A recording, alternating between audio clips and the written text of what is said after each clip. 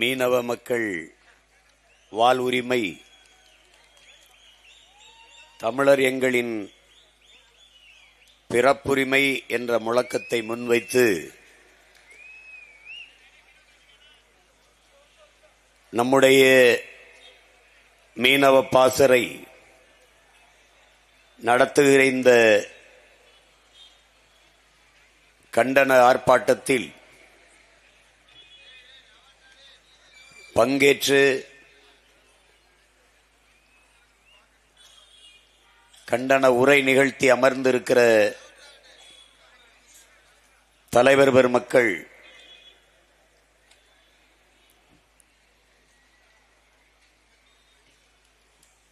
பேரன்பிற்கினிய முனைவர், தேசிய மீனவ பேரவையினுடைய தலைவர் குமரவேல் அவர்களே, புரட்சி தமிழர் மக்கள் கழகத்தினுடைய தலைவர் அன்பிற்கினிய தம்பி ஆனந்தராஜ் அவர்களே, முக்குளத்து புலிகள் கட்சியினுடைய நிறுவன தலைவர் என் அன்பிற்கினிய தம்பி ஆரு சரவணன் தேவர் அவர்களே, தாய்நாடு மக்கள் கட்சியினுடைய நிறுவன தலைவர் என்னுடைய பேரன்பிற்கினிய தம்பி பூமிராஜன் அவர்களே, தமிழர் மீட்புக் கழகத்தினுடைய தலைவர் என் அன்பு தம்பி கரிகால பாண்டியன் அவர்களே,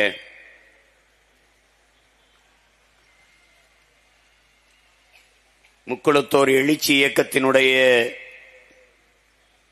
மாநில பொதுச் செயலாளர் என் அன்பிற்கினிய தம்பி கவிக்குமார் அவர்களே, தமிழ்நாடு நாடார் சங்கத்தினுடைய தலைவர் அன்பிற்கினிய தம்பி முத்து ரமேஷ் அவர்களே, மல்லர் சேனையினுடைய தலைவர்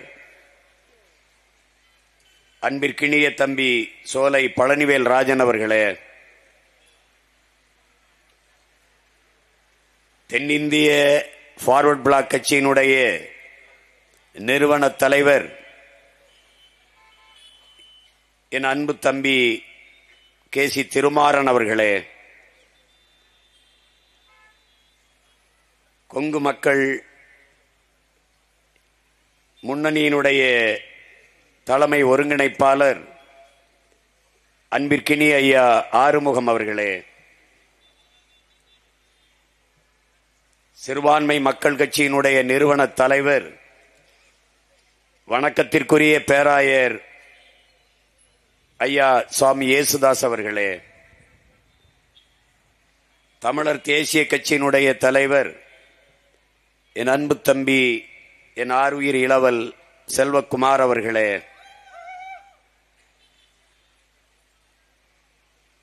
புரட்சி தமிழகம் பறையர் பேரவையினுடைய மாநில தலைவர் நம் அன்பிற்கினிய அண்ணன் ஏர்போர்ட் மூர்த்தி அவர்களே,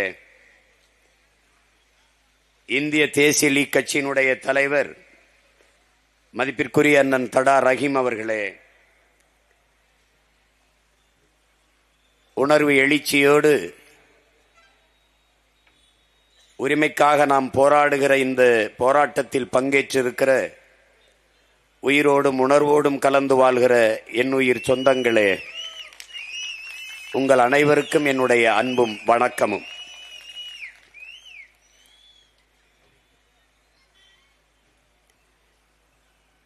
இங்கே பேசிய என்னுடைய அன்பிற்கினிய அண்ணன் அலங்கார் அவர்கள் என்னை சந்தித்து பேசிய போது, நாங்கள் இந்த கட்சியை கலைத்துவிட்டு உங்கள் கட்சியிலே சேர்ந்து விடவா என்று கேட்டேன் என்று சொல்கிறார்கள். அப்படி சொல்லவில்லை, நீங்கள் அங்கேயே இருங்கள், நாங்கள் எல்லோரும் உங்களோடு இணைந்து விடுகிறோம் என்று சொன்னேன்.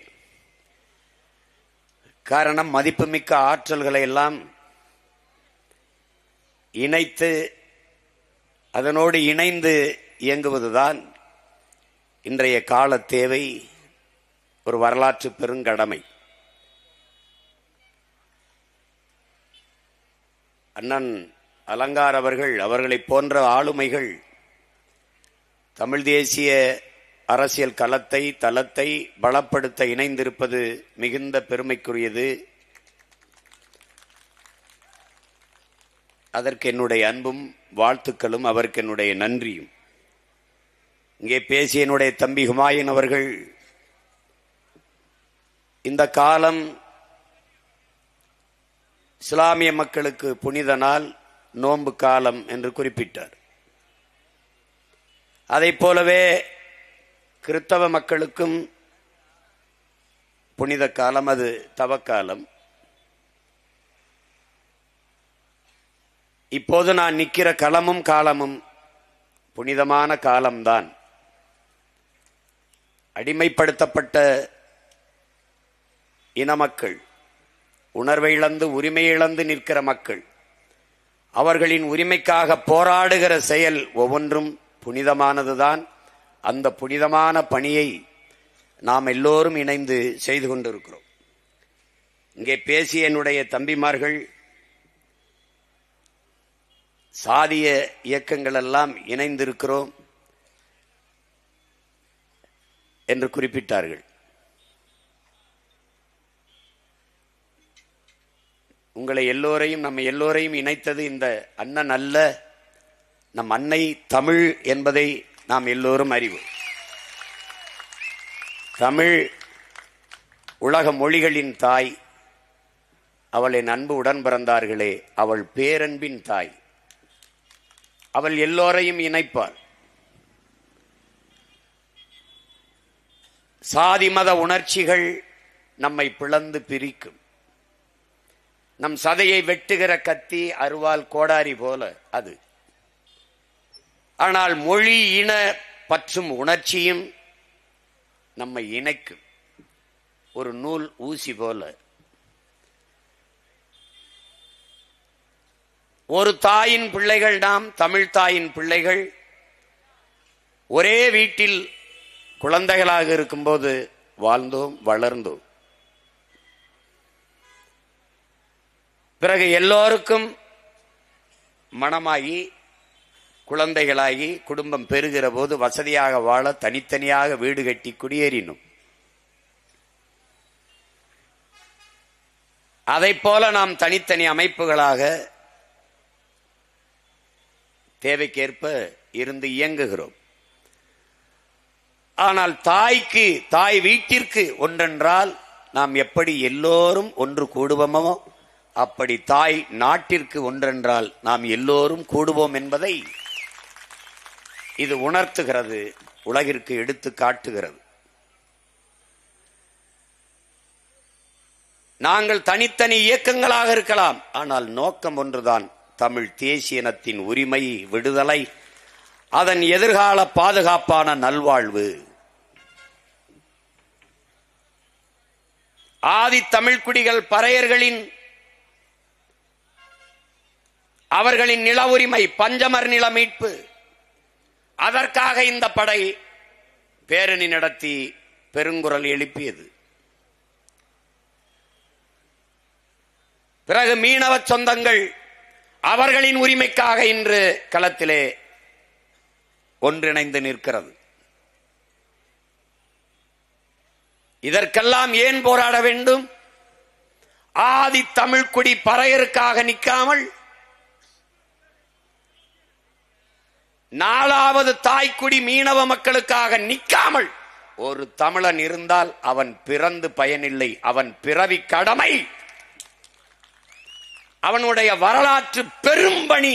இதற்காக களத்திலே நின்று போராடுவது, இது தமிழ் தேசிய மக்களின் பிறப்புரிமை என்பதை மனதில் கொண்டு களத்திலே நிற்கணும். குறிப்பாக எங்களிலும் இளைய என் தம்பி தங்கைகள் உள்ள சுவற்றில் ஆழமாக பதிவு செய்ய வேண்டும். நமது முன்னவர்கள், இங்கே படமாக பொறிக்கப்பட்டிருக்கிற பாண்டியாதிபதி தேர்மாறன், இங்கே இருக்கிற நம்முடைய பாட்டனார் தாத்தா சிங்காரவேலர், இங்கே இருக்கிற பாட்டன் பாண்டியாபதி தேர்மாறன், நமது முன்னவர்கள், இங்கே பேசிய நமது முன்னவர்கள் எல்லாம், நமது தம்பிகள் எல்லாம் குறிப்பிட்டார்கள். பெரும்பிடுகு முத்தரையர் நமது பாட்டன் அப்படி அறியப்பட்டார். சுவரன் இளமாறன் என்கிறது அவருடைய பெயர். நமது முன்னவர்கள் எல்லோருமே பூலித்தேவன் மருது பாண்டியர், வீர பெரும்பாட்டி வேலு நாச்சியார், வீரன் அழகுமுத்துக்கோன், தீரன் சின்னமலை, பண்டார வன்னியன், வெள்ளையத்தேவன், சுந்தரலிங்கனார், எப்படி எண்ணற்ற வீர மறவர்கள் அவர்களுடைய மரபணுக்கள் இன்னும் மாறாமல் இந்த மண்ணிலே நாம் வாழ்ந்து கொண்டிருக்கிறது உண்மையானால், அவர்களுடைய வரலாற்றை வாசித்து நேசித்து சுவாசித்தது நாம் வாழ்வது உண்மையானால், அவர்கள் முன்வைத்த முழக்கம் ஒன்றுதான் என் உடன் பிறந்தார்களே, அடிமை வாழ்வினும் உரிமை சாவு மேலானது. உயிரை இழக்கலாம், உரிமையை இழக்கலாமா? உயிர் இழப்பு என்பது தனிப்பட்ட ஒருவனுக்கான இழப்பு. சீமானின் உயிர் இழப்பு என்பது தனிப்பட்டவனுக்கான இழப்பு, அவன் குடும்பத்திற்கான இழப்பு. ஆனால் உரிமை இழப்பு என்பது நாங்கள் பிறந்த பெருமை மிக்க தமிழர் என்கிற தேசிய இனத்திற்கான இழப்பு. அதனாலேயே மீனவர் வாழ் உரிமை என்பது தமிழ் தேசிய மக்களின் பிறப்புரிமை என்ற முழக்கத்தை முன்வைத்து களத்திலே நிற்கிறோம். அவரவர் வீட்டை அவரவர் பாதுகாப்பாக வைத்திருந்தால் நாட்டை பாதுகாக்க வேண்டிய அவசியம் இருக்கிறது. அப்படித்தான் தனித்தனியாக வீட்டை பாதுகாக்க இயக்கம் கண்ட என் உடன் பிறந்தார்கள். ஒரே நோக்கம், பொது நோக்கம், நாட்டை பாதுகாக்க ஒன்றாக நிற்கிறோம் நாங்கள் தமிழர்கள். இங்கே பேசிய என்னுடைய தம்பி கூட சொன்னார், இந்த நாட்டை விட்டு இந்த நிலத்தை விட்டு நீ எங்கு சென்றாலும் நான் தேவர், நான் நாடார், நான் கோணார், நான் செட்டியார், நான் பிள்ளை, நான் முதலியார், நான் முத்தரையர், நான் வன்னியர், நான் கவுண்டர் என்று அறிமுகப்படுத்த முடியாது. உலக வரலாற்றிலே எங்குமே இந்த அடையாளங்கள் இருந்ததில்லை, எவனுக்கும் இருந்ததில்லை. நான் இஸ்லாமியன், நான் கிறிஸ்தவன், நான் இந்து என்று எவனும் தன்னை அறிமுகப்படுத்திக் கொள்வது இல்லை. இல்லை, நீ கேரளாவுக்கு செல், இல்லது ஆந்திராவுக்கு செல், இந்திய நிலப்பரப்பில் எங்கு வேண்டுமானாலும் செல், இல்லை இந்த துணைக்கண்டம் கடந்து வேற எந்த நிலத்திற்கும் செல், நீ யார்? எங்கு சென்றாலும் நீ தமிழன். இதனால் தான் நம்முடைய தாத்தன் புரட்சி பாவலன் எங்கு பிறப்பினும் தமிழன் தமிழனே, இங்கு பிறப்பினும் அயலான் அயலானேங்கிறார். மற்றவர்களைப் போல இனமாறுகிற அடையாளம் தொலைக்கிற இனம் அல்ல இது. அருகில் இருக்கிற மாநிலத்தவன் இங்கு வந்தால் திராவிடனாக மாறுவான், பீகாரியன் வந்தால் இந்துவாக மாறுவான், மராட்டியன் இங்கு வந்தால் இந்துவாக இந்தியனாக மாறுவான். ஆனால் நீ எங்கு சென்றாலும் தமிழன். கர்நாடகாவில் இருந்தாலும் தமிழன், கனடா நாட்டில் வாழ்ந்தாலும் நீ தமிழன், ஆந்திராவில் வாழ்ந்தாலும் தமிழன், அமெரிக்கா, ஆப்பிரிக்காவில், ஆஸ்திரேலியாவில் வாழ்ந்தாலும் நீ தமிழன். இது உன்னுடைய மாண்பு. தாய் நிலத்தை இழந்து இன்னொரு தேசத்திற்கு இடம்பெயர்ந்து ஏதிலிகளாக நீ சென்றாலும் தமிழன் தான். அதுதான் உன் அடையாளம். மதம் மாறிக்கொள்ளக்கூடியது, மொழியும் இனமும் மாறிக்கொள்ள முடியாதது. இதை கவனத்தில் வச்சுக்கணும். நாம் தமிழர்கள். இது ஒரு கட்சியின் பெயர் அல்ல, நாங்கள் பிறந்த தமிழர் என்கிற தேசிய இனத்தின் அடையாளம். நாங்கள் தமிழர்கள். அந்த திமிரோட நாம நிற்க வேண்டும். வரலாற்றை படிக்காதவன் வரலாற்றை படைக்க முடியாது என்றால் அம்பேத்கர் கற்பிக்கிறார். வரலாற்றில் தெளிவு பெறாத எந்த இனமும் எழுச்சியுற முடியாது, லெனின் சொல்கிறார். வரலாறுதான் எல்லா இனங்களுக்கும் வழிகாட்டும். நீ வாழ்ந்ததெங்கே, வீழ்ந்ததெங்கே, அதை வாசித்து உணராமல் நீ நிமிர முடியாது. நீ யார்? உலகத்திற்கு மானம், வீரம், அறம் எல்லாவற்றையும் கற்பித்த இனத்தின் மகன் நீ. மானத்திற்காக உயிரை விட்ட ஒரு இனத்தின் மகன் நீ. உன் சொந்த நிலத்தின் உரிமை இழந்து நிற்கிறாய். இந்த வங்காள விரிகுடா கடல் இன்னைக்கு தாண்டா வங்காள விரிகுடா. வரலாற்றின் குறிப்புகளில் சோழன் லேக்கடா, சோழனுடைய ஏரி. நம் மீனவ மக்கள், நம் சொந்தங்கள் படகு போட்டி படகு ஓட்டுவது போல நம்முடைய பாட்டன் அரசனுக்கு அரசன் அருள்மொழி சோழன் அவன் மகன் அரசேந்திரனும் கப்பல் ஓட்டி விளையாடினார்கள் என்பது வரலாறுடா. உலகத்திலே கப்பல் படை கண்ட பெருமகன் நம்முடைய பாட்டன் அரசேந்திரன். அவனுடைய பிள்ளைகள் அவன் கடற்பரப்பிலே கால் வைக்க முடியவில்லை என்பது எவ்வளவு பெரிய இழிவு, அவமானம்.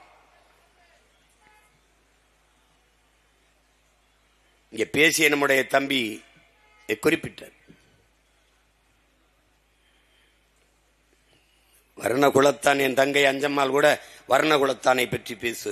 வர்ணகுலத்தான் வர்ணகுலத்தான் உனக்கு யாரு? ஏன் வர்ணன் வருது? மாயோன் மேய காடுரை உலகு, சேயோன் மேய மைவரை உலகு, வேந்தன் மேய தீம்புணல் உலகு, வர்ணன் மேய பெருமணல் உலகு. பெருமணல் உலகின் மக்கள் தான் பரதவர்கள், நாம் மீனவர்கள். பறந்து விரிந்த கடற்பரப்பிலே வாழ்ந்ததால் நாம் பரதவர்கள் என்று அழைக்கப்பட்டு, நில வேளாண்மை போல கடல் வேளாண்மை, மீன்பிடி தொழில், மீன்பிடிப்பது. உலக மக்கள் தொகையின் உணவிலே 33 விழுக்காட்டு உணவு தேவையை நிறைவு செய்வது மீன். 33 விழுக்காடு உணவை நிறைவு செய்கிற ஒன்று மீன். அதை பத்தி இவன் கவலைப்பட மாட்டான்.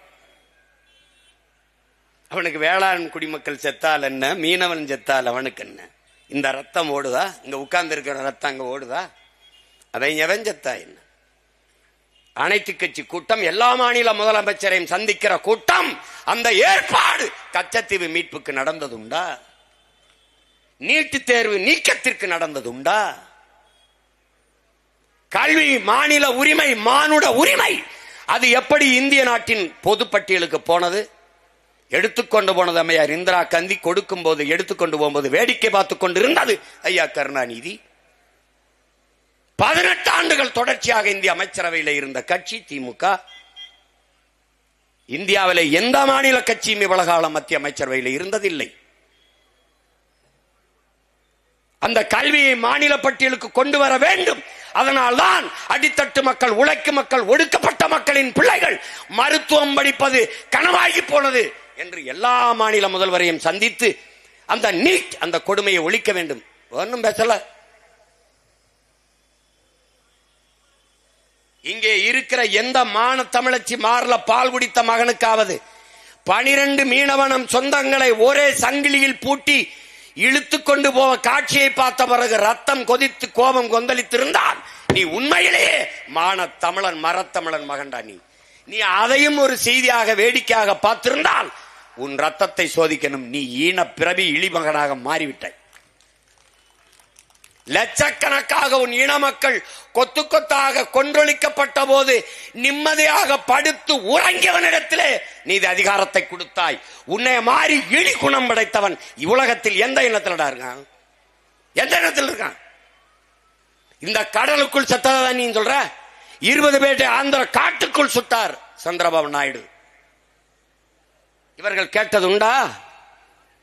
ஒரு மரக்கட்டைக்கு இருக்கிற மதிப்பு மனித உயிருக்கு இல்லையா, மான தமிழன் உயிருக்கு இல்லையா என்று குரல் எழுந்ததுண்டா? தமிழர்களை போல மாண்புமிக்கவன், ஜனநாயகவாதி உலக வரலாற்றில் எங்காவது உண்டா? காவிரியில் தண்ணி அடிப்பான், சொந்த நிலத்துக்குள் மூட்டை முடிச்ச கட்டிக்கொண்டு அகதியாக நடந்து வருவோம். எவனாவது இது இழி செயல், இது கொடுஞ்செயல், இறையாண்மைக்கு, தேச ஒருமைப்பாட்டுக்கு எதிராக வரும் எவனாவது பேசியது உண்டா? இல்லை. நாக்கை தொங்க போட்டு உன் வாக்குக்காக வீட்டிலே நிற்கிற இந்த காங்கிரஸ், பாரதிய ஜனதா, கம்யூனிஸ்ட், இந்த திராவிட கட்சிகளில் ஒருவன் பேசியது உண்டா? எப்படி அடிப்பாய்?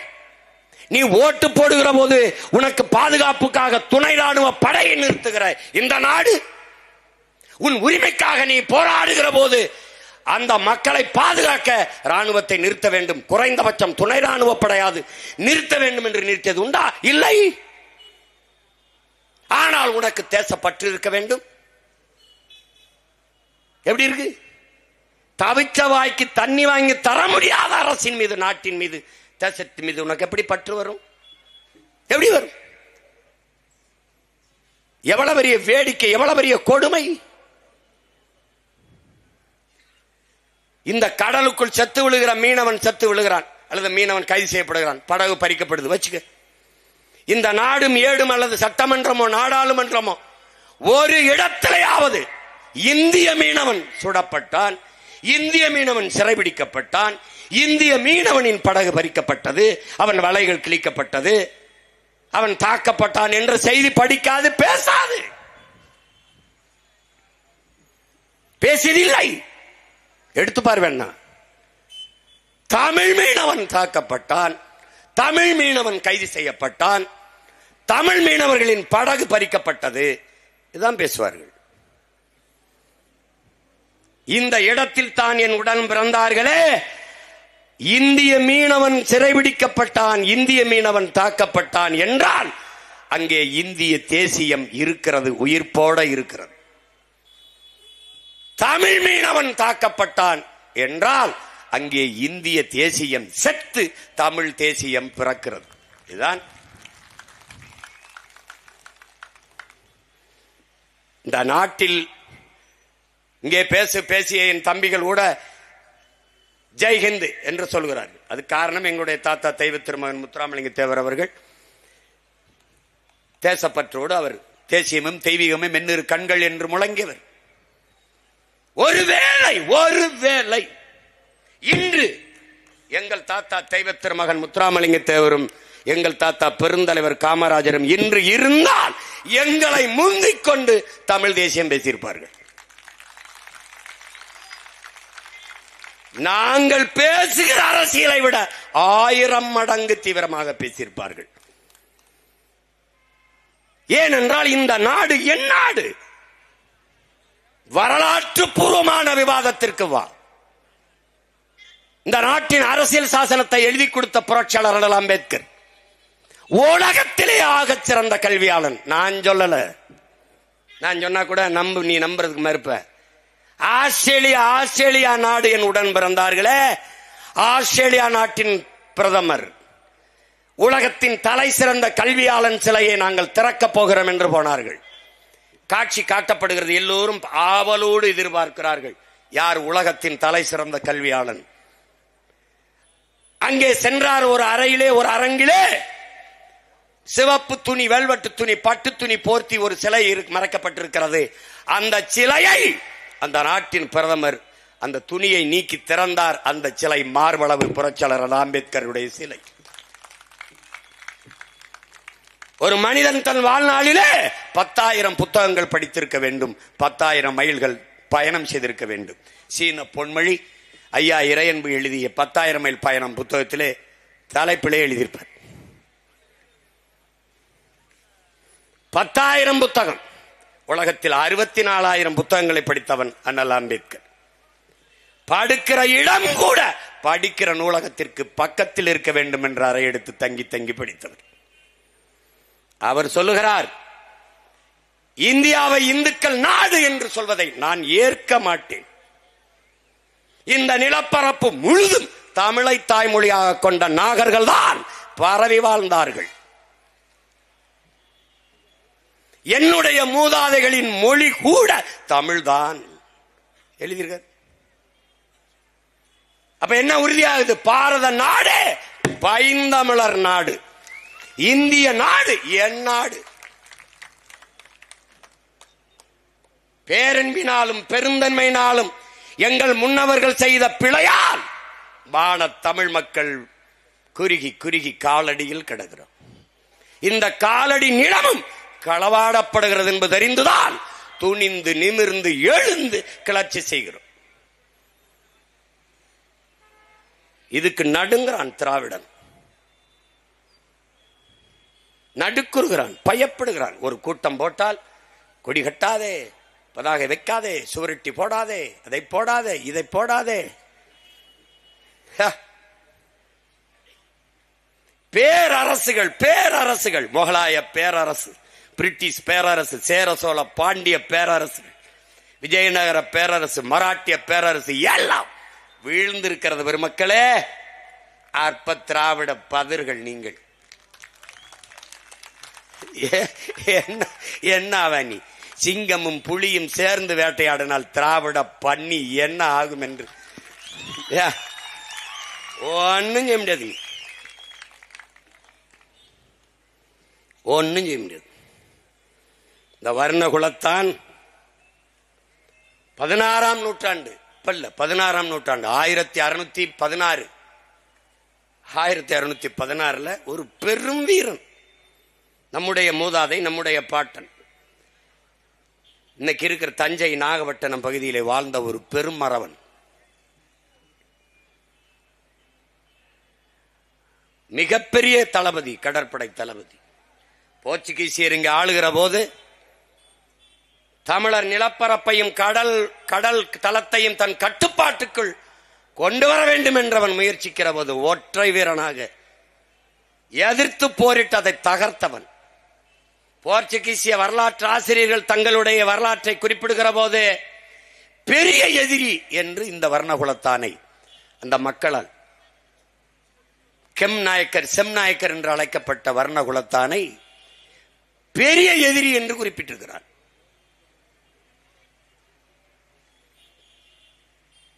போர்க்குண காதலன், போரையே காதலித்தவன் எழுதியிருக்கான், போர் காதலன் எழுதியிருக்கான்.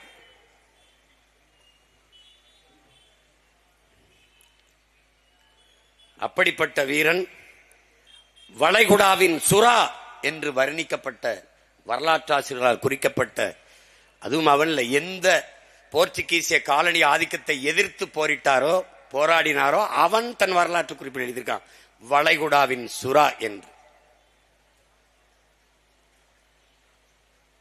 அந்த வர்ணகுலத்தினுடைய வாரிசுகள் நாம். இந்த கிழக்கு கடற்கரை பகுதியும் யாழ்ப்பாணத்தையும்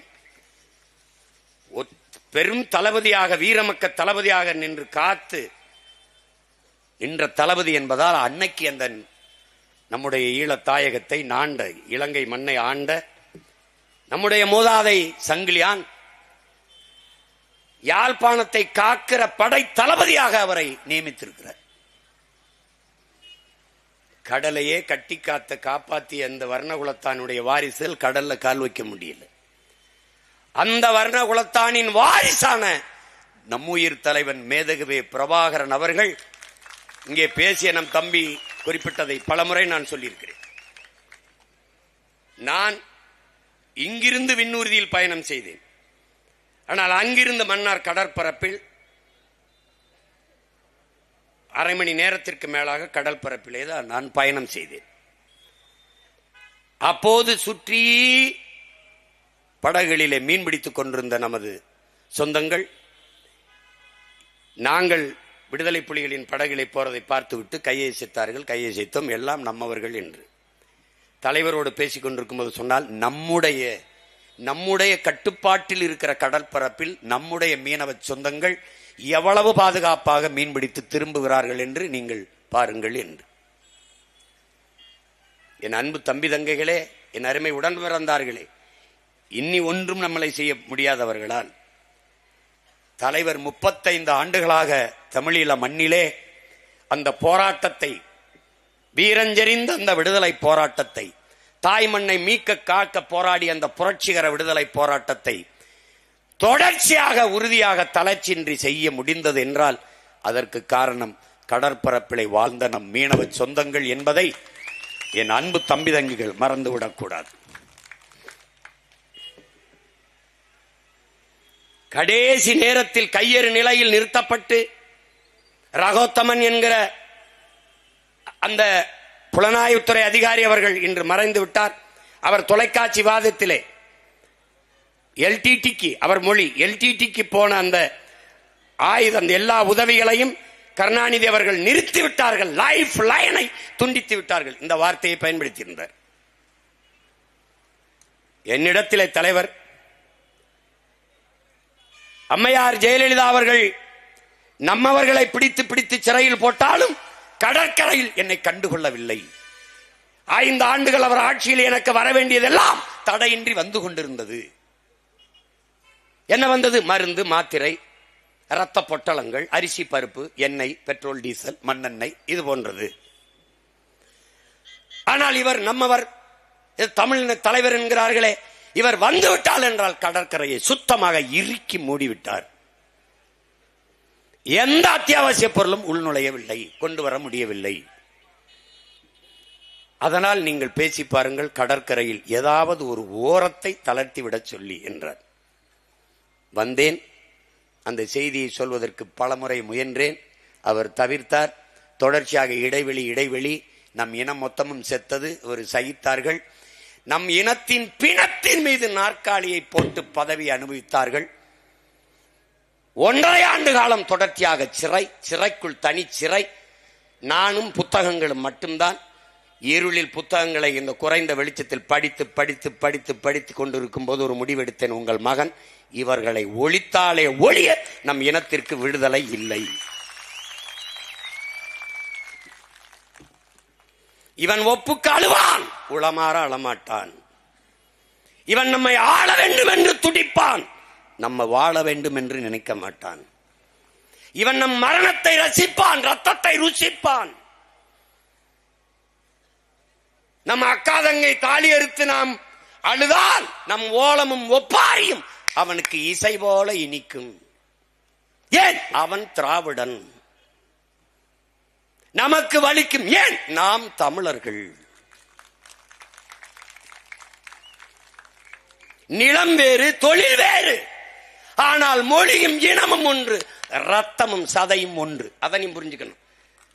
அவன் தொழிலால் மீனவன், நான் தொழிலான் வேளாளன், நான் செய்கிற தொழிலால் குயவன், நான் தொழிலால் வண்ணான், நான் தொழிலால் மருத்துவன், நான் தொழிலால் தச்சன். ஆனால் மொழியால் இனத்தால் நாங்கள் தமிழர்கள்.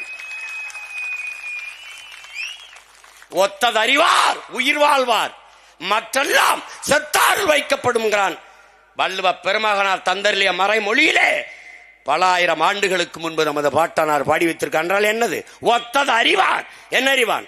வண்ணான் இருக்கணும், குயவன் இருக்கணும், நாவிதன் இருக்கணும், நல்லா கொஞ்சிக்கணும், மீனவன் இருக்கணும், வேளாண்குடி இருக்கணும். எல்லோரும் இருந்தால்தான் சமூகம் வாழ முடியும். ஒருவன் தயவு உதவி இல்லாமல் வாழ முடியாது. இதை எப்படி சொல்றான்? இதை உணர்ந்தவன் ஒத்தது அறிவான் உயிர் வாழ்வான், மற்றெல்லாம் செத்தாரில் வைக்கப்படுவான். செத்து போன பிணம்டான்ட்டான். இப்ப ஏன் நாங்கெல்லாம் கூடியிருக்கோம்? அந்த குரலுக்கு பொருள் தெரியும். ஒத்தது அறிந்தோம், வாழ்க்கைக்காக கூடியிருக்கோம். அங்க பறையரினுடைய பஞ்சமி நல மீட்புக்கு போறான்னாங்க. பறையரெல்லாம் எங்கள் கூட நிற்பாருங்கிறது இல்ல. மீனவ மக்களின் உரிமைக்காக போராடுகிறார்கள். மீனவர்கள் எங்கள் கூட நிற்பார்கள் என்பதற்காக அல்ல. நாங்கள் மீனவர்களோட நிற்கிறோம், பறையர் பெருங்குடிகளோட நிற்கிறோம், மீனவ சொந்தங்களோட நிற்கிறோம் என்பதை காட்டுவதற்காக உங்கள் பிள்ளைகள் நாங்கள் நிற்கிறோம். ஓட்டுக்காக அல்ல, நாங்கள் பிறந்த நாட்டுக்காக நிற்கிறோம். அவ்வளவுதான். குறையை கேட்கிற இடத்தில் இல்லாமல் குறையை தீர்க்கிற இடத்தில் வைக்கமா வேணாமா என்பது முடிவெடுக்க வேண்டியது என் மக்கள். ஆனால் இப்போது நாங்கள் செய்கிற வேலை என்பது எங்கள் பிறவி பணி, கடமை. ஒரு நாடு மிகப்பெரிய துணைக்கண்டம், மிகப்பெரிய கடற்படை ராணுவத்தை நிறுத்தி இருக்கிறது. ஒரு அடிப்படை கேள்விகள் தானே. பாதுகாப்பு பணியை இந்திய கடற்படை ராணுவம் செய்கிறது. இந்திய கடலுக்குள் யாரிடமிருந்து யாரை பாதுகாக்க? இந்த கேள்வி எழுமா எழாதா? உன் சொந்த நாட்டு மக்களை அதை நீ சொல்லிரு. நீ என் நாட்டு மக்கள் இல்லைன்னா நாங்க எங்க வேலையை பார்த்துக்கிறோம். எங்க அண்ணன் ஏர்போர்ட் மூர்த்தி சொல்ற மாதிரி எப்படி பாதுகாக்கணும்னு எங்களுக்கு தெரியும். விட்டுரு எங்களை. ஆனால் நீ வாக்கை கேட்கிறாய், அது இனிக்குது. என் வரியை கேட்கிறாய், அது இனிக்குது. ஆனால் என் வாழ்க்கை மட்டும் ஏன் உனக்கு கசக்குது? ஏன் கசக்குது? என் ஓட்டு இனிக்குது, என் உரிமை ஏன் கசக்குது? அப்ப எப்படி? இவ்வளவு பெரிய ராணுவம் ஒரு முறையாவது தன் நாட்டு குடிமக்களை சுடும்போது தடுத்து காத்து காப்பாற்றியது என்ற செய்தியை அறிவார்ந்த தமிழ் சமூக தம்பிதங்கைகள், என் சொந்தங்கள் படித்ததுண்டா? இல்லை. ஒருபோதாவது சிறை பிடிக்கும் போது தடுத்து காத்து மீட்டது என்ற செய்தியை படித்தீர்களா? இல்லை. அப்ப வலிமை மிக்க இந்திய கடற்படை ராணுவம் அங்க என்ன கபடி விளையாடுதா இல்ல பல்லாங்குழி ஆடுதா? யாரிடமிருந்து யாரை பாதுகாப்பு பணியை செய்கிறது? ஒரு சின்ன நாடு. ஒரே ஒரு முறை என் மீனவனை தொட்டா என்றால் பொருளாதார தடை. உன்னோட வர்த்தகம், தொழில், ராணுவம் எந்த ஒப்பந்தமும் கிடையாது சொன்னால் தொடுவானா? தொடமாட்டான். ஏன் சொல்ல மாட்டான்? சாபவன் தமிழன், சகித்துக் கொள்வான். ஏனால் இந்தியர்கள் திராவிடர்களுக்கு தமிழும் தமிழர்களும் பகைவர்கள். எந்த இடத்தில் உன் உரிமைக்காக உன் உணர்வை மதித்து உன் உயிரை மதித்து நின்றிருக்கிறான் சொல்லு. காவிரி காங்கிரஸ் திமுக இல்ல காங்கிரஸ் பிஜேபி இல்ல கம்யூனிஸ்ட் நிலைப்பாடு. முல்லை பெரியாற்று உரிமை காங்கிரஸ் கம்யூனிஸ்ட் பாரதிய ஜனதா இந்த கட்சிகளின் நிலைப்பாடு ஒன்னும் இல்ல. கச்சத்தீவு மீட்பு கொடுத்ததுதான். தம்பி கூட பேசினார். அதேதான் சொல்லும். யாருடைய சொத்து? உங்க அப்பன் சொத்தா உங்க அத்தா சொத்தா? இது என் தாத்தா சொத்து. சேதுபதி மன்னனுடைய என்னுடைய பரம்பரை நிலம். தம்பி துரைமுருகன் சொன்ன மாதிரி இந்தியாவை நீ துண்டாட விரும்புகிறாய். நாங்கள் இந்திய நிலப்பரப்பை பெருசாக்க ஒரு முறை எடுத்து என் தாய் நிலத்தோடு சேருங்கிறோம். என்னைய பிரிவினைவாதிங்கிற நீ கொடுத்தது அஞ்சு, நீ தேசியவாதிங்கிற நேடாது என்னது? இப்ப ஒருவேளை எங்க கிட்ட அதிகாரம் வந்துடுச்சு, இந்த கச்சத்தீவை பிரிச்சு நீ கச்சத்தீவை நான் கேட்கல, அவன் விட்டுட்டு போயிடுவான். அவனுக்கு தெரியும். இலங்கை கடற்படைக்குள்ள சீன இருக்கான். நம் மீனவர்களை தாக்குறான். செய்தி பார்த்துக்க, பத்திரிகையில் இருக்கு, நீங்க இன்னும் கூட இருக்கு, படிச்சுக்கலாம். அடிக்கிறான், சிங்கள ராணுவ வீரன் அடிக்கிறான். அடிக்கும்போது இந்த சீனன் அடிக்கிறான். அடிக்கும்போது எப்படி அடிக்கிறான்? நம்ம மீனவர்கள் சொந்தங்களை, they are all bloody Indians, fool Tamilians அடிக்கிறான். எப்படி அடிக்கிறான்? bloody Indians, fool Tamilians அடிக்கிறான் அந்த சீன. இந்த பேருக்காம பாருங்க, இந்த சிங்களன், no no no no, they are all Prabhakaran relations. அப்படியே அந்த உரையாடல புத்தகத்தில் எழுதியிருக்கான். இதுல இருந்து நீ சொன்னாலும் சொல்லனாலும் அவனுடைய ரிலேஷன்ஸ் தான் நீ. உலகம் அப்படிதான் உன்னை பார்க்கும்.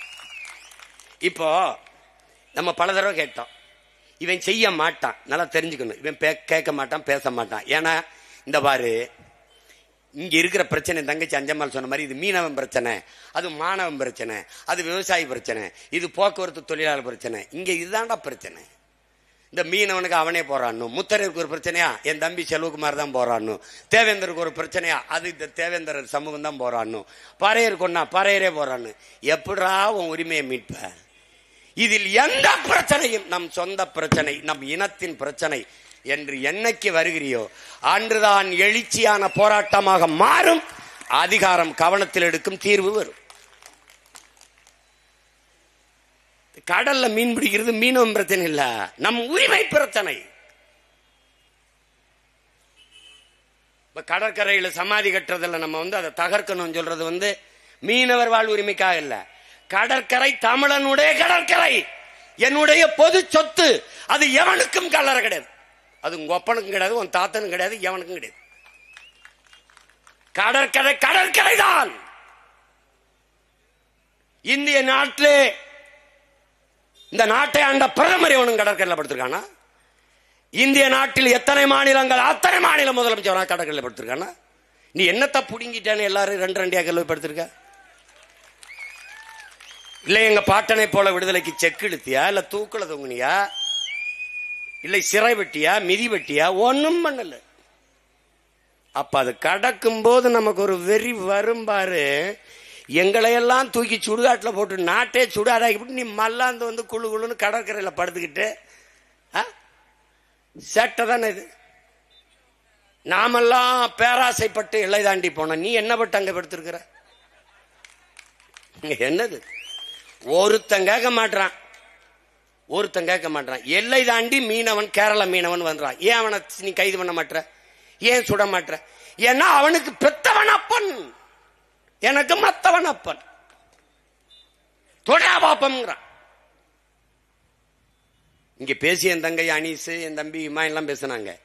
இத்தாலி கடற்படைங்க கேரள மீனவன் 2 பேர் படகுல போற போது எச்சரிக்கிறாங்க, அவன் கடற்படை எச்சரிக்கிறான், கிட்ட வர்றான், வேற எது எதிரி படையோ உளவுப்படை தெரியல, சுட்டுறாங்க, சந்தேகத்துல சுட்டுறான்.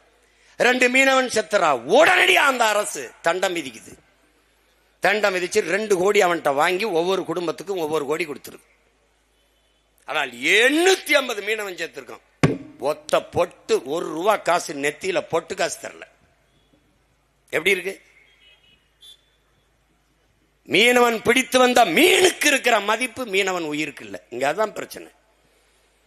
அது சிறை பிடித்துறாங்க அந்த இத்தாலி கடற்படை வீரர்களை. இந்திய நாடாளுமன்றத்தில் விவாதிக்கிறாங்க.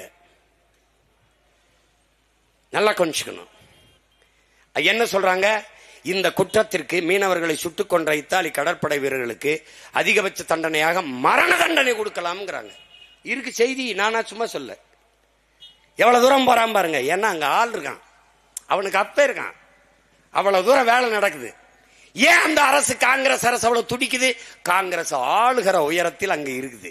அதை இழந்து விடக்கூடாது என்று அந்த மக்களின் உரிமைக்கு நிக்குது. இந்த கர்நாடகாவில் காவிரி நதிநீர் உரிமை நம்ம கேட்கும் போது வாய் திறக்காத இந்த கட்சிகள் ஆள்வது திருப்பி திருப்பி பாரதிய ஜனதா காங்கிரஸ் தான். ஏன் இங்க இருக்கிறது பேச மாட்டேது? பேசினால் அங்க காங்கிரஸ் பாரதிய ஜனதா பேசினால் காங்கிரஸ் வெல்லும், இங்கே காங்கிரஸ் பேசினால் பாரதிய ஜனதா வெல்லும். அந்த மாநிலத்தை ஆளுகிற உரிமைக்காக ஒரு தமிழ் தேசிய மக்களின் உரிமையை இழக்கிறது இந்த கட்சிகள் பறிகொடுக்க தயாராக இருக்கிறது. ஆனால் மான உணர்வு, இன உணர்வு இல்லாத நாம் அதை மறந்துவிட்டு திருப்பி திருப்பி அவனுக்கு வாக்கை செலுத்தி வலிமையை கொடுத்து கொண்டே இருக்கிறோம். என் உரிமைக்கு நிற்காத உனக்கு ஒரு வாக்கு இல்லை, ஒரு ஓட்டு கூட இல்லை என்ற நிலையை நாம் உருவாக்கினால் அவன் நடுங்குவான், பயப்படுவான்.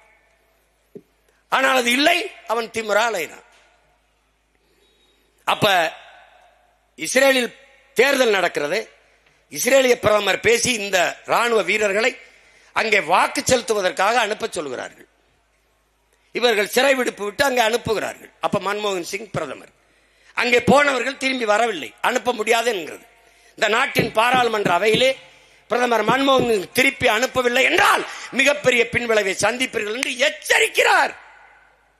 எப்படி பாருங்க, 2 மீனவனை சுட்டதுக்கு எவ்வளவு வேலை நடக்குது. 850 மீனவனை சுட்டிருக்கான். என்ன நடந்திருக்குன்னு பாரு. எங்க அண்ணன் ஏர்போர்ட் மூர்த்தி பேசின மாதிரி, நீ காங்கிரஸ் மீனவர் சங்கம், பாரதிய ஜனதா மீனவர் சங்கம், அதிமுக மீனவர் சங்கம், திமுக மீனவர் சங்கம், அவன் வெட்டி போடுறான் 2 அங்கம். இப்படித்தான், வேற ஒண்ணும் கிடையாது. வேற என்ன நடக்குது? என்ன நடக்குது? ஏன் தமிழின மக்கள், இத்தனை கோடி மக்கள் இருந்தும் இவர்களுக்கு அதிகாரம் வரவில்லை என்றால், சாதி மதங்களாக பிளந்து பிரிந்து நிற்பதால் ஓர்மை இல்லை. ஓர்மை இல்லாதால் அரசியல் வலிமை இல்லை. அரசியல் வலிமை இல்லாதால் அதிகார வலிமை இல்லை. இவ்வளவுதான். இதைத்தான் நம்முடைய ஐயா காப்பா அரவாணன் தன்னின பகை என்கிறார். தேவேந்திரரை நிறுத்தினால் தேவர் போட மாட்டார், நாடாரை நிறுத்தினால் கோணார் போட மாட்டார், பறையரை நிறுத்தினால் படையாச்சி வாக்கு போட மாட்டார். இப்ப எப்படி தமிழ் தேசிய மக்களுக்கு, தமிழின மக்களுக்கு அதிகாரம் வரும், அரசியல் வலிமை வரும்? ஆனால் கருணாநிதி பேரனுக்கும் பேத்திக்கும் ஓட்டு போட்டு விடுவார். ஏன்? இதுதான் இங்க இருக்கிற கொடுமை. ஒரு கவுண்டர் நாட்டாண்டால் அந்த சாதி ஆதிக்கம் பெறும் என்று மற்றவன் நினைக்கிறான். ஆனால் ஜெயலலிதாவோ கருணாநிதியோ எம்ஜிஆரோ அல்லது ஐயா ஸ்டாலினோ ஆண்டால் தேவரும் கை கட்டுகிறான், கவுண்டனும் கை கட்டுகிறான், நாடாரும் கை கட்டுறான், வன்னியனும் கை கட்டுறான், நாமும் கட்டி விடுவோம், போட்டுறான். அதனால மொத்த வீட்டுக்காரனே ஆண்டுட்டு போயிடுறான். இதை யதார்த்தத்தை புரிஞ்சுக்கணும். அப்புறம் வெளியில வந்து நாங்கள் யார் தெரியுமா, நாங்க எவ்வளவு பெரிய ஆள் தெரியுமா, அதான் தெரியுது. செருப்படி வாங்குறது, 2-3 சீட்டுக்கு முட்டிக்கால் போடுறது, சொந்தமா சுயமா தன்மானத்தோடு நினைக்கிறத பேச முடியல. அப்புறம் எம்எல்ஏ ஆகி எம்பி ஆகி எங்க போய் எம்பிரணி? எதுக்கு என்ன எம்பிரணி? தொடர்ச்சியாக மீனவ மக்கள் பட்டினி போராட்டம். இந்த படம் நானே என் தம்பி ரவிகிட்ட சொல்லி, சரி பட்டினி எழுது போராட்டம் கவனிச்சிட்டாரா? உடனே மாவட்ட ஆட்சியர் வந்து பார்த்துட்டாரா? இல்ல மீன்வளத்துறை அமைச்சர் வந்து பார்த்துட்டாரா? என்ன பிரச்சனை நாங்க பாக்குறோம் சொல்லிட்டாரா? முறையிட்டாரா? கடிதம். நீ முதலமைச்சரை தேர்ந்தெடுத்திருக்க நினைச்சு தெரிஞ்சினா நாம் பொறுப்பா? நீ போஸ்ட் மாஸ்டர் தேர்வு பண்ணிருக்க, நீ உனக்கான தலைவனை தேர்ந்தெடுத்துக்க நினைச்ச, நீ சாராய ஆலை முதலாளியை தேர்வு பண்ணிருக்க. அவருக்கு நீ படிக்கிறதை பத்தி கவலை இல்லை, நீ குடிச்சியா இல்லையாங்கிறத உங்க அப்பா கவலைப்படுவார். என் புள்ள படிக்குதா இல்லையாங்கிற கவலை. இன்னைக்கு அவன் குடிச்சானா இல்லையா? டே குடிச்சா நீ தள்ளாடுவாய், நீ குடிக்கவில்லை என்றால் உன் அரசாங்கம் தள்ளாடி விடும். உலகத்தில் இப்படி பாரு, பொது மனிதனா ஒரு நாட்டின் குடிகளை குடிக்க வச்சு அதில் இருந்து வருகிற வருமானத்தை வச்சு வளர்ச்சி நல்லாட்சின்னு பேசினான்னா இவனை மாறி ஒரு கேவலப்பட்டவர்கள் ஐயோக்கிற நீ உலக வரலாற்று எங்க பார்த்திருக்கியாடா? எங்க பார்த்திருக்கியா சொல்லு? இவ்வளவு மக்கள் தொகை இல்ல, இவ்வளவு வருவாய் பெருக்கம் இல்ல, ஒண்ணுமே இல்லாத காலத்தில் பல அணைகளை கட்டி பல சாலைகளை போட்டு பல தொழிற்சாலைகளை கொண்டு வந்து 14,000 பள்ளிக்கூடங்களை கட்டி படிக்க வைத்தான் ஒரு தலைவன், நம்முடைய தாத்தா காமராஜ். மின் கட்டணம் உயர்வு, சொத்து வரி உயர்வு, 9 லட்சம் கோடி கடன், பெட்ரோல் டீசல் விலை உயர்வு, அரிசி பருப்பு விலை உயர்வு, எல்லாம் போக வரி வரி எல்லாம் எடுத்துக்கொண்டு சாராயம் வித்த அந்த காசுல அரசு நடத்த வேண்டியது இருக்குன்னா எதை பத்தி கவலைப்படுவான்? மிக கொடுமையான ஒரு காலகட்டத்தில் நாம் மாத்திட்டோம். இதுவரை இந்த நாட்டை ஆண்டதிலேயே மிக மிக மோசமான முதல்வர் ஐயா ஸ்டாலின் அவர்கள் தான். உண்மையிலே அவருக்கு என்ன நடக்குன்னு தெரியல. இப்ப கள்ளச்சாராயம் குடிச்சு செத்தா அந்த அரசு பொறுப்பேற்கணும், அந்த துறை சார்ந்த அங்கிருந்த சட்டமன்ற உறுப்பினர் நீக்கணும், பாராளுமன்ற உறுப்பினர் நீக்கணும், அப்படி சொல்ல இல்ல. உடனே மாவட்ட ஆட்சியர் பணியிட நீக்கம் அப்படி தூக்கிடுவார், பணியை மாற்றி விட்டுருவார். பணியிட நீக்கம் பணி மாற்றம், உயர் காவல்துறை எஸ்பி மாவட்ட எஸ்பி பணியிட மாற்றம். ஏன்னா அவன் தானே காட்சி வித்தது, ஊரல் போட்டது அவன் தானே. இப்ப இங்க தம்பி கூட சொன்னாரு பாருங்க, அங்க கள்ளச்சாராயம் காய்ச்சின இடத்துல படிக்கிற பிள்ளை 2 பிள்ளைய போய் அதை தடுத்துட்டாங்கிறதுக்காக வெட்டி கொண்டுட்டான். அதுக்கு என்ன நடவடிக்கை? அங்க இருக்க மாவட்ட ஆட்சியர் பணிமாற்றம், உயர் காவல்துறை அதிகாரி பணிமாற்றம். அரசு பொறுப்பு இல்லை, அதுக்கு தெரியாது, அதுக்கு தெரியாது. இப்ப அவர்கிட்ட கேளுங்க, 1000 கோடியா என்ன கேட்டாங்க பத்திரிகையில். 1000 கோடி 1000 கோடி இருக்காது, கூடத்தான் இருக்கும். அண்ணன் ஏர்போர்ட் மூர்த்தி கணக்கு சொன்னார் பாருங்க, அவர் சொல்ற கணக்கு படித்தா 14,000 கோடி 15,000 கோடி வருது. 10 ரூபா கேஸுக்கு, 10 ரூபா கணக்குக்கு. இந்த ஒரு இடத்துல தாண்டா தமிழ்நாட்டில் என் உடன் பிறந்தானே உற்பத்தி செய்கிறவனும் விற்பனை செய்கிறவனும் ஒரே முதலாளி இருப்பது டாஸ்மார்க்ல மட்டும்தான்டா. அவனே காய்ச்சறான், அவனே உற்பத்தி செய்யறான், அவனே விற்கிறான். இந்த ஒரு இடத்துல தான்.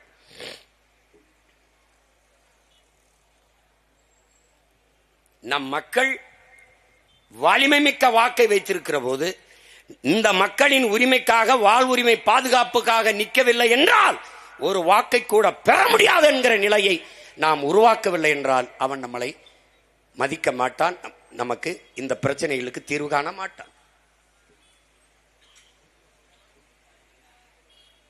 ஒரு இடத்திலேயாவது நமக்கு நின்றுருக்காங்களா பாரு.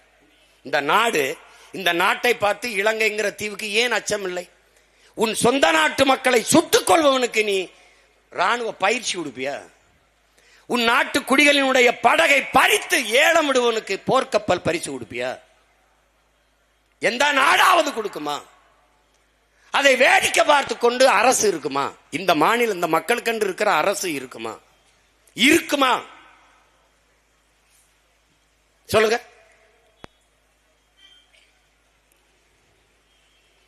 நம் தலைவன் அந்த நிலத்தில் படையோடு நிற்கிற வரை ஒரு மீனவனையும் தொட முடியவில்லை.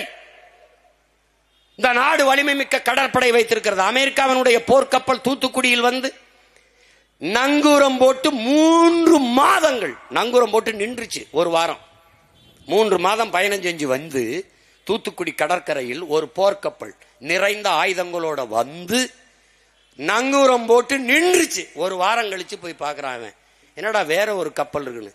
என்ன நீ புடுங்கண்ணா, நீ ஒரு ரேடார் வச்சு என்ன கண்காணிச்சா? வலிமை மிக்க கடற்படை வச்சு பாதுகாப்பு பணி என்ன செஞ்ச? அவன் என்ன பண்ண, நீ எந்த கொம்பனிடுறா, நான் வந்து நிக்கிறேன் பாடுறான்னு உள்ள வந்து நங்கூரம் போட்டு நின்ட்டான். கப்பல் நிறைய ஆயுதம். நீ என்ன பண்ண, அந்த ஆயுதத்துல அந்த கப்பல்கள் இருந்த 2 வீரனை கைது பண்ணி உள்ள போட்ட.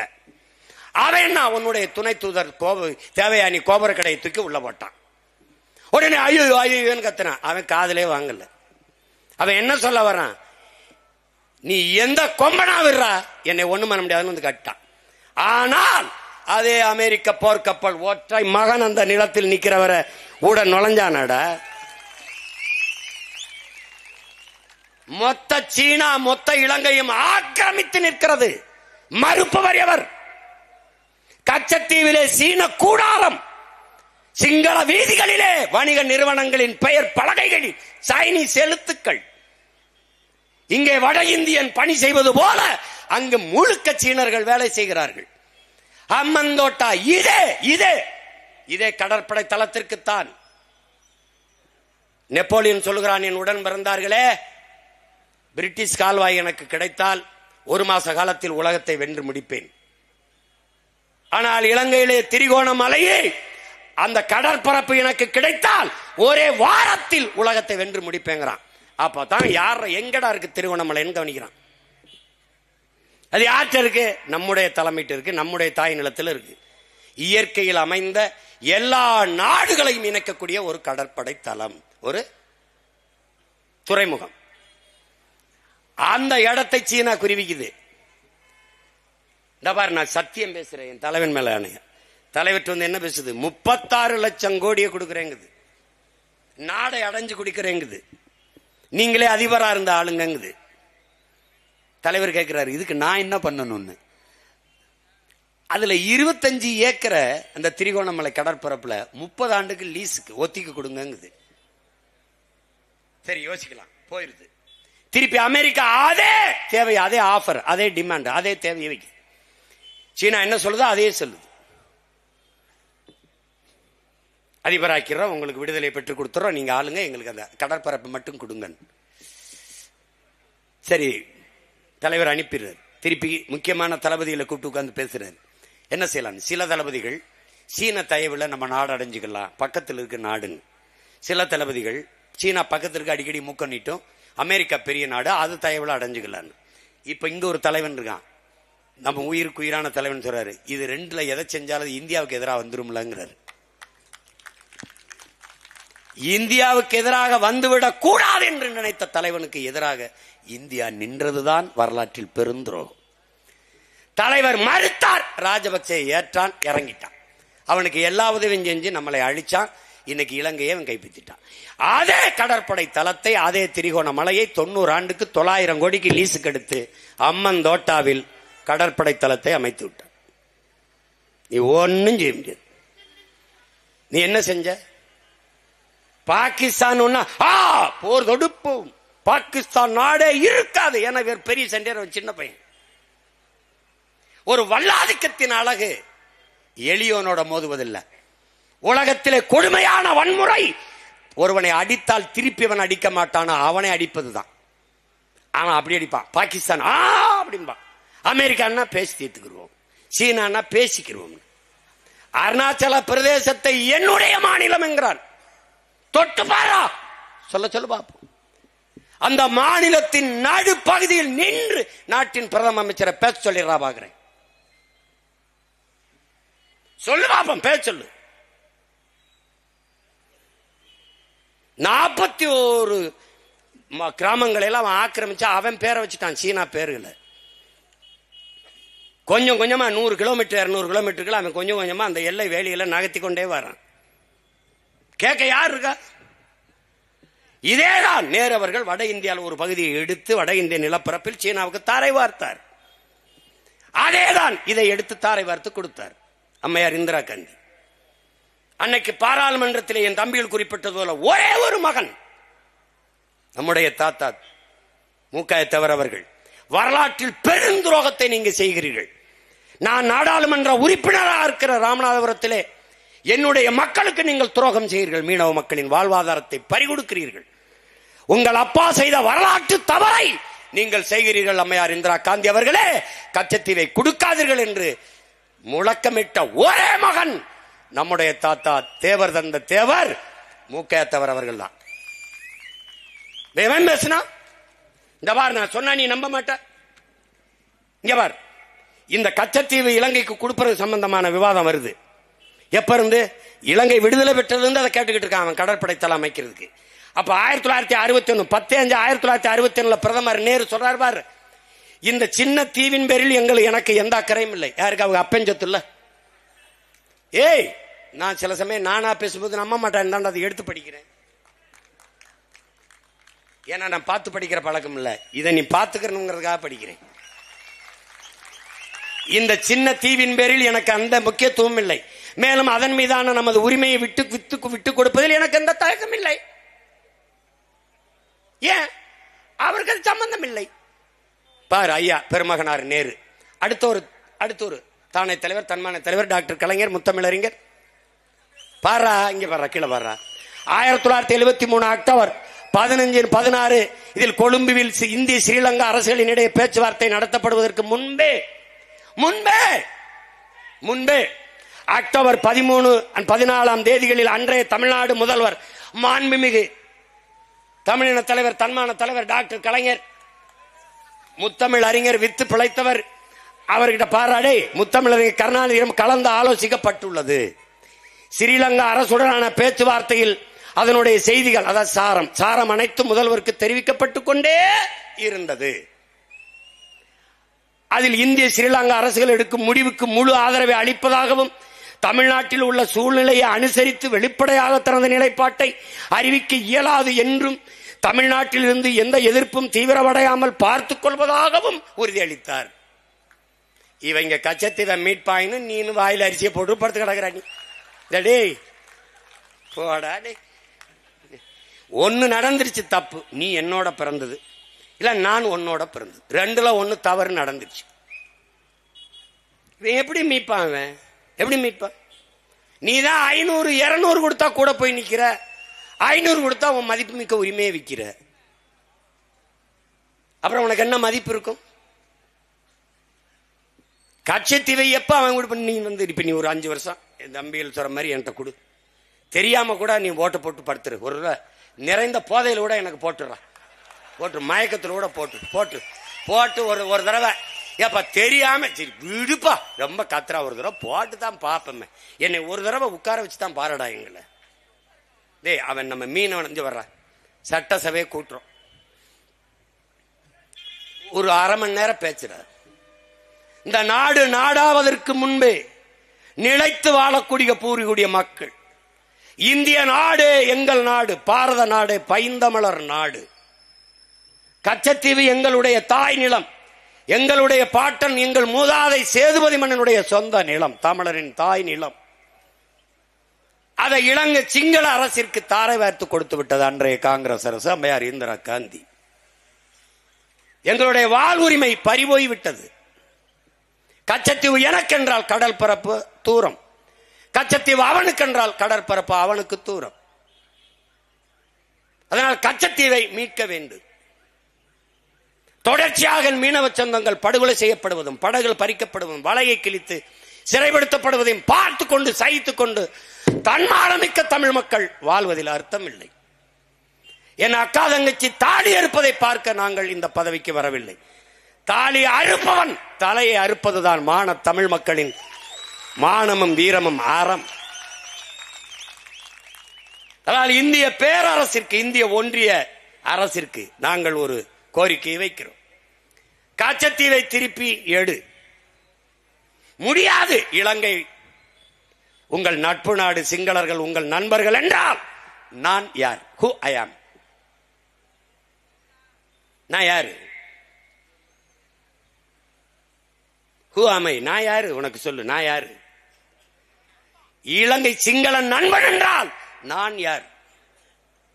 என்னையை தாண்டி இலங்கை உனக்கு நட்பு நாடு, சிங்களன் உன் நண்பன் என்றால் அவனை வைத்துக்கொள், என்னை விட்டுவிடு. இந்த நாடு விடுதலை வருவதற்கு அடிமைப்பட்டு கிடக்கும் போது வீர போர் புரிந்து வாழும் வேலுமேந்தி தூக்கிலே தொங்கி செக்கிழுத்து சிறைப்பட்டு ரத்தம் செய்தி போராடி மாண்ட மறவர்களின் மக்கள் நாங்கள். விடுதலை பெற்ற பிறகு இந்த நாட்டின் சட்டத்திட்டம் இறையாண்மைக்கு கட்டுப்பட்டு வாக்கு செலுத்தி வரி செலுத்தி வாழக்கூடிய தமிழ் தேசிய மக்கள். எங்களின் வரலாற்று பகைவன் சிங்களன். அவன் வேண்டுமானால் நீ அவனை வைத்துக்கொள், நான் வேண்டுமானால் என்னை வைத்துக்கொள், அவனை விட்டுவிடு. அவன் வேண்டுமானால் அவனை வைத்துக்கொள், என்னை விட்டுவிடு. இதில் ரெண்டில் ஒண்ணு, நீயே முடிவெடு. ஒரே வழி, கச்சத்தீவை திருப்பி எடு, இல்லை என்றால் என்னை பிரித்து விடு. இது சட்டசபையில் தீர்மானம். மாநில அரசு போடுகிற சட்டங்களை நாங்கள் மதிக்க வேண்டியதில்லை. அப்ப நீ போடுற சட்டத்தை நான் என்ன மாயத்துக்கு மதிக்க வேண்டும்? என் வரி வேணும், என் வரியை நாக்க போட்டு நக்கி நக்கி திம்ப இந்திய பெருநிலத்தின் இந்த நாட்டின் பொருளாதாரத்தை நிரப்புவதிலே மராட்டியன் முதல் இடத்திலே, மானத்தமிழன் இரண்டாவது இடத்திலே. வெக்கமா இல்ல? வெக்கமா இல்ல? என் வரியை எடுக்க எப்படி வர? எப்படி வர? உடனே இவர் சொல்வார்கள், அதை நான் மதிக்க முடியாது. பார்த்தீர்களா, இவர்களை விடக்கூடாது, தமிழ் தேசியர்கள், பிரிவினைவாதிகள், தனிநாடுகள் பாரு, அதுக்கு வாடா. என் தாய் நிலத்தில் ஒரு பகுதியை சிங்களனுக்கு நீ தாரை வார்த்தது தவறு, கொடுமை, பிரித்து அதை எடுத்து என் நிலப்பரப்போடு சேரு என்று சொல்கிற நாங்கள் பிரிவினைவாதிகள், கொடுத்தது கொடுத்ததுதான் என்று சொல்கிற நீ தேசியவாதியா? அடுத்த தீர்மானம், நீ என்ன செஞ்சு வருவ? அதிகாட்சி என்னடா செய்வ? ஆட்சியை கலைப்ப, மறுபடி தேர்தல் வைப்பிலடா, அதுலயும் நாங்க நிப்போம்லடா. இங்க மான தமிழச்சி மார்ல பால் குடிச்சு மானமும் வீரமும் அறமும் உயிரென்று வாழ்ற மறவர் கூட்டம் கோடி கோடி. அன்னைக்கு ஒரு ஓட்டு நீ வாங்க முடியாது, மொத்தமா நாங்க தான். அன்னைக்கு 117 இடம் வென்று நாங்க ஜெயிச்சிருந்தோம்னு வச்சுக்க, இப்ப 234 நாங்க தான். நீ ஒரு தடவை விட்டு பாரு. அப்படி ஏன் அப்படி சண்டை போட நிமிந்து நிக்க வீரம் மறவன் இங்க ஒருத்தன் இல்ல. எல்லாம் நாங்கள் வரி கொடுக்க முடியாது என்று சொல்ல எவ்வளவு நேரமாகும்? அந்த நேரம் எப்பயா? அந்த நேரம் எப்ப? இப்படி ஒரு கொடுமை. நீ வசமா சிக்கிக்கிட்ட தம்பி, சிக்கிக்கிட்ட. நீ இன்னும் பாருங்க, அடுத்த தடவையும் அவங்க தானா?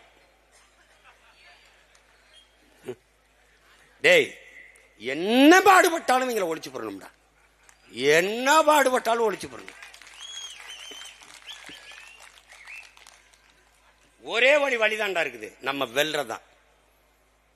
கேரளா மீனவனை அவன் தொட பயப்படுற மாதிரி நம்ம மீனவர்களை அவன் தொட பயப்படணும். என்ன பண்ணுவேன் சீமான்? நெய்தல் படை கட்டோன்னா இவர் என் தம்பியோட சொன்னார், அதிபரா இவர் எப்படி பண்ணுவாரு என்ன? ஸ்டாலின் போலீஸுக்கு ஆள் எடுக்கிறாரு, அப்படி அதிபரா அவர் எப்படி எடுக்கிறாரு? எப்படி எடுக்கிறாரு? ஏன் நான் சொன்ன நீ சிரிச்ச? 2016 ஆட்சி எப்படி நடத்துவேன்னு புத்தகம் வெளியிட்டேன்னு சிரிச்ச. அதை பினராயி விஜயன் நெய்தல் படைன்னு ஒன்னு கட்டி, அது பேரணியில அவர் போய் வணக்கம் செலுத்துறார், ரசிக்கிறார். நெய்தல் படை கட்டிட்டார், நாம நெய்தல் படைன்ட்டோமா? அதை அப்படியே காப்பி அடிக்க கூடாதான். நெய்தல் மீட்சி இயக்கம். நெய்தல் மீட்சினா யார்கிட்ட அடமானம் இருக்கு? நகை அடமானம் வைக்கிறோம், மீட்கிறோம். யார்கிட்ட இருக்கு? நீங்க தான் அடமானம் வச்சா வைக்க போயில, இவங்க தான். யார்கிட்ட? நம்ம தான் நம்ப சொன்னா பரவாயில்ல, மீட்கணும்டான்னு. இவங்க மீட்சி இயக்கம். எங்கப்போ நம்ம சொல்றோமா? அது மக்கள் அதை ஆதரிக்கிறானா? அதனால அதுக்கு ஒரு வார்த்தை. இப்பதான் முதியோரே பாக்குறாங்க. அன்பு சோலை என்று முதியோர் காப்பகம். இவனால் முதியோர்களே இல்ல. திடீர்னு தூக்கத்திலிருந்து எந்திரிச்சு பேசுவாங்க, சாதிவாரி கணக்கு எடுக்க வேண்டும். ஆமா, எடுக்க வேண்டும். நீ தான் எடுக்கணும். நெய்தல் படை தமிழ் தேசிய அரசு, தமிழர் தேசிய அரசு அமையும் போது நெய்தல் படை கட்டப்படும். எப்படி கட்டுவ சீமான்? மீனவ மக்களை படையில் எடுப்பேன். அவனுக்கு கல்வி தகுதி கிடையாது, உடல் தகுதி கிடையாது, ஒரே தகுதிதான், படகோட்ட தெரியுமா, நீச்சல் தெரியுமா? தெரியும், படையில சேர்க்கிறேன். பயிற்சி, அது உலகத்தில் தலை சிறந்த பயிற்சியை கொடுக்குறோம். நீ பெட்ரோல் கொண்டு போவியா, டீசல் கொண்டு போவியா, சாப்பாடு கொண்டு போவியா, எதை கொண்டு போய் எனக்கு தெரியாது. ஆனா இந்த குண்டு, இந்த துப்பாக்கி கொண்டு போகும். ஒரு படகுக்கு 2 அந்த படகு போகும்போது பின்னாடி துணை படகு, பாதுகாப்பு படகு. அதே படகு நான் அனுப்புவேன், கப்பல் பின்னாடி போகும், மீன்பிடி படகோட. அவன் வர்றான்னு வச்சுக்கடா, அவன் தொடுவான்னு நினைச்சா தூக்குடா, முதல்ல போடுறான். சாகரன் ஆயிடுச்சு, அவனை சாகடிச்சிட்டு செத்துறான். நடுக்கடல்ல ஒரு தடவை பறக்க விடுறா, இன்டர்நேஷனல் இஷ்யூ ஆகுடா, சர்வதேச கடல் அலையில பிரச்சனைடா, பேச வருவான். அப்ப கால் மேல கால் போட்டு, ஐ டோன்ட் நோ இங்கிலீஷ், போட ஏண்டா நான் சாகும் போது ஆத்தாள் அப்ப கதரும் போது அக்கா தங்கச்சி தாலி இருக்கும்போது ரயிச்சுக்கிட்டு உட்கார்ந்துருந்த நாய் போடா. என் கடல் எல்லைக்குள் என் மக்கள் சுதந்திரமாக மீன் பிடிக்க முடியாம எவனும் நடமாட முடியாத நிலையை உருவாக்க. நெய்தல் படை கட்டுவது உறுதி. நீ வேணா பாரு, அவனை தொட சொல்லு பாப்ப. எப்படி ஆள் எடுப்ப நீ? போலீஸுக்கு எப்படி எடுப்பியா? ஊர்காவல் படையெல்லாம் எடுக்கிற, ஒன்னத்துக்கு உதவாத படைகள் எல்லாம் எடுத்து வச்சுக்கிற. என்ன பண்ணுது உன் போலீஸ்? தான் எல்லாருக்கும் தெரிஞ்சு கஞ்சா விக்குது, எல்லாம் விக்குது.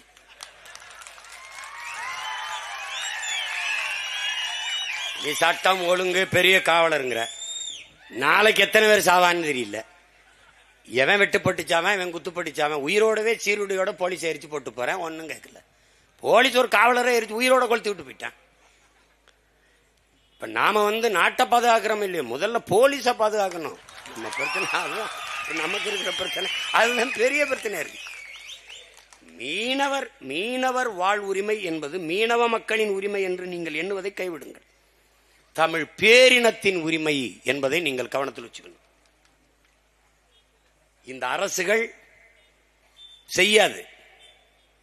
செய்வதென்றால் எப்போ செஞ்சிருக்கலாம். அவனுக்கு நம்ம உரிமையை பற்றியோ, உயிரை பற்றியோ, உணர்வை பற்றியோ, வாழ்க்கையை பற்றியோ அவனுக்கு கவலை கிடையாது. அவனுக்கு குறி நம்ம வாக்குதான்.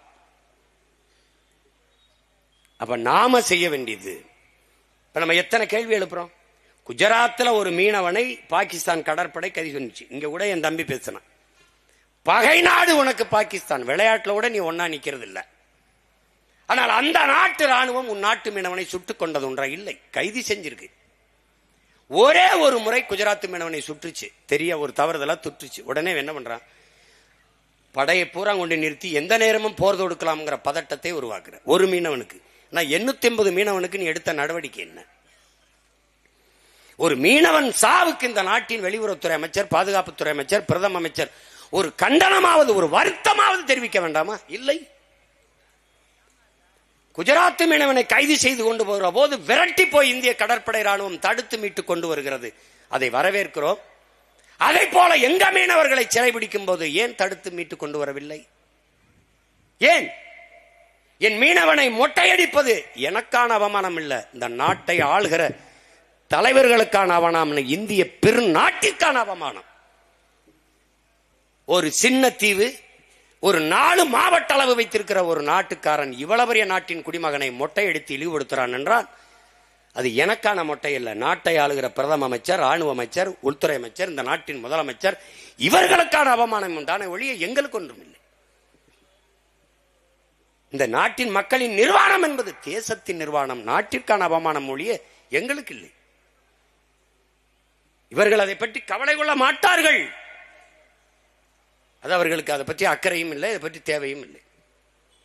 தேர்தல் வரும்போது மீனவ மக்கள் அவர்கள் எங்க, என் தம்பி என் தங்கச்சி ஜெனிபர் சொன்ன மாதிரி ஒரு மீனவ பிரதிநிதி 40 பேர்ல ஒரு மீனவ பிரதிநிதி சொல்லு எங்கே? இதை மாற்றுவதற்கு, இந்த கொடிய காயத்தை ஆற்றுவதற்கு நமக்கு இருக்கிற ஒரே வாய்ப்பு தமிழ் பேரின மக்களின் ஓர்மை. சாதிய மத உணர்ச்சியை பின்னுக்கு தள்ளி நாங்கள் தமிழர்கள் என்கிற இன உணர்ச்சியை முன்னுக்கு நிறுத்தும் போதுதான் தமிழ் தேசிய இன உணர்வு பிறக்கும். அந்த இன உணர்வு பிறக்கிற போது தமிழ் தேசிய இன மக்களுக்கான அரசியல் வலிமை பிறந்துடும். இப்ப நாங்க மொத்தமா உட்கார்ந்து இருக்கிறதே எத்தனை பேருக்கு பதட்டமா இருக்கு. இப்ப இதிலே எல்லாரும் பேசும்போது நேரம் பத்தல, இன்னும் 40-50 பேர் வெளியில இருக்காங்க. அவங்கள ஒரு நாள் வச்சு விடிய விடிய மாநாடு போடுவோம்டா. ஒரு நாள் காலையில 10 மணிக்கு ஆரம்பிச்சு ராத்திரி 10 மணி வரைக்கும் பேசுவோம். தனித்தனி மாந்தர்கள், தனித்தனி தமிழர்கள் ஒரே நோக்கத்துக்காக பேசுகிறார்கள். பல்வேறு நிலப்பரப்புகளில் பிரிந்து பிளந்து வாழ்ந்தாலும் ஒரு தாய் பிள்ளைகளாக இணைந்து இன உணர்வுக்காக, இன மக்களின் நலனுக்காக நிற்கிறார்கள் என்பதை காட்டணும். இந்த ஓர்மை தொலை தூரத்தில் இருக்கிற தமிழ் தேசிய இன பிள்ளைகளுக்கு ஒரு பெரிய உற்சாகத்தையும் நம்பிக்கையும் கொடுக்கும்.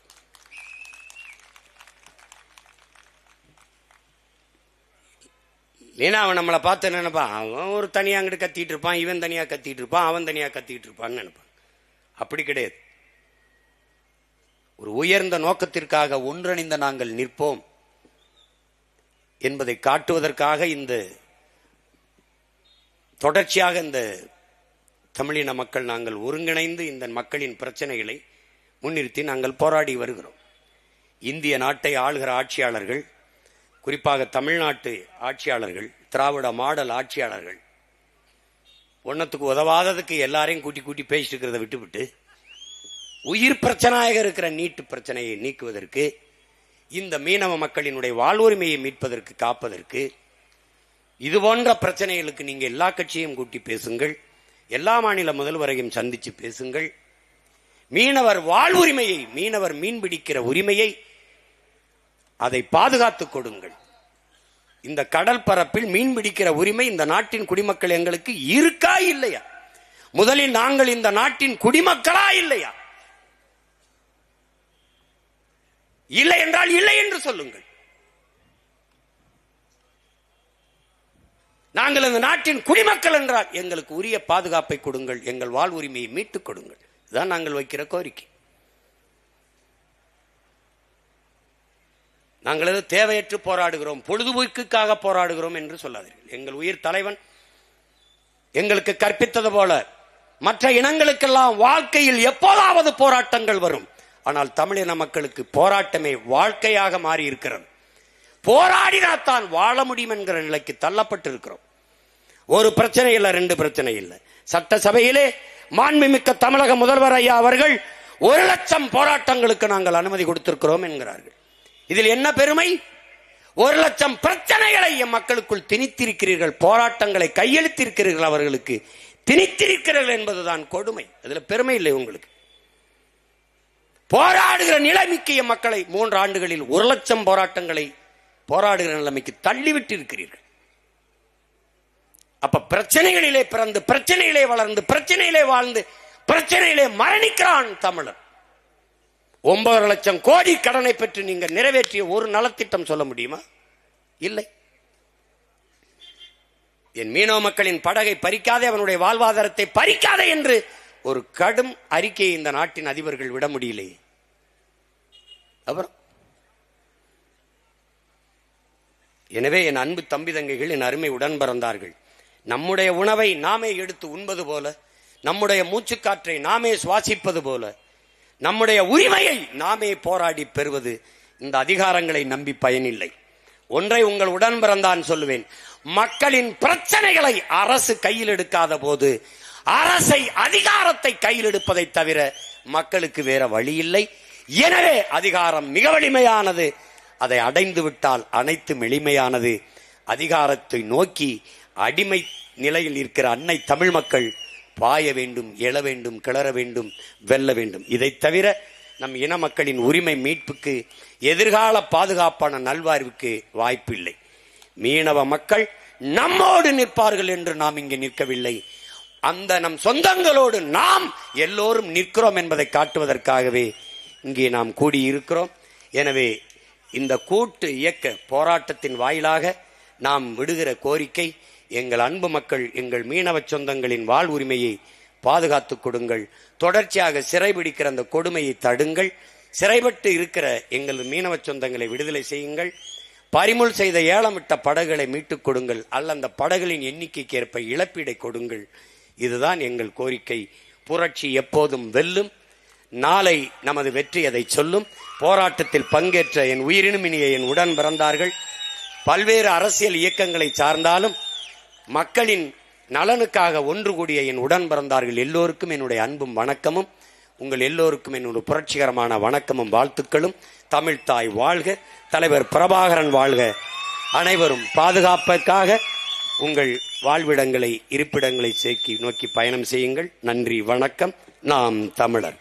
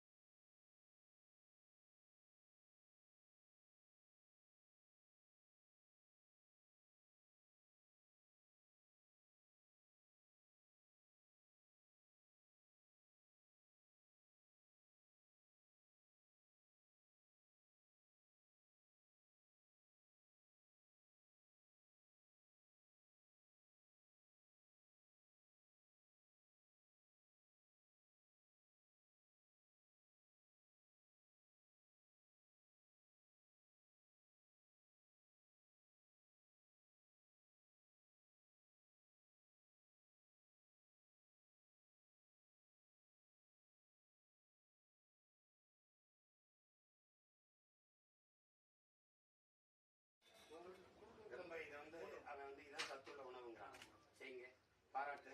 இப்ப கொடுக்க காலையில கொடுத்துருக்கேன். காலையில தான் சாப்பிடுவேன். இன்னொரு நாள் நான் வரும்போது தம்பிகிட்ட சொல்லி பழைய இஞ்சி ஊருவ கருவாடெல்லாம் கொண்டாடுங்க தெரியாம போச்சு.